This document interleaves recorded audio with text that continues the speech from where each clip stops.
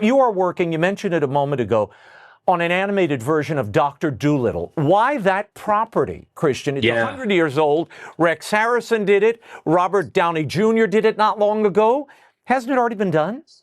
That's a great question. Well, we look at that and through a slightly different framing, where I say, all right, well, there's a property that has 100 million copies sold throughout Mhm. history of the Dr. Dolittle franchise. The franchise as a whole, non-inflation adjusted, has done almost $800 million at the box office. And you and I and my grandparents and my parents, everyone knows who Dr. Dolittle is. Oh yeah, he's the Yeah, zoologist who can talk to animals, right? And so right. what we see is this is actually a story, a piece of intellectual property that has multi-generational appeal that hasn't been done in the animation space, which we're looking at, Mm. and hasn't been told in the way. So we're not doing a shot for shot retelling of anything. Although, a funny story, Raymond, my father in college worked as a grip on the Rex Harrison Dr. Dolittle movie. Wow. He was in charge of carrying the stuffed crocodile from set to set.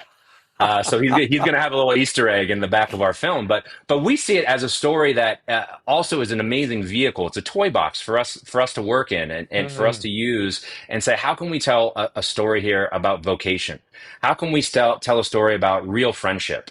And how can we tell a story that using Dr. Dolittle as a character and using the franchise as that toy box, that we can tell a story that can have that timelessness shelf life so that parents are going to be wanting to go back to this, that kids are going to be wanting to go back to this. And it's something that every child at a certain age believes they can do, which is talk to animals.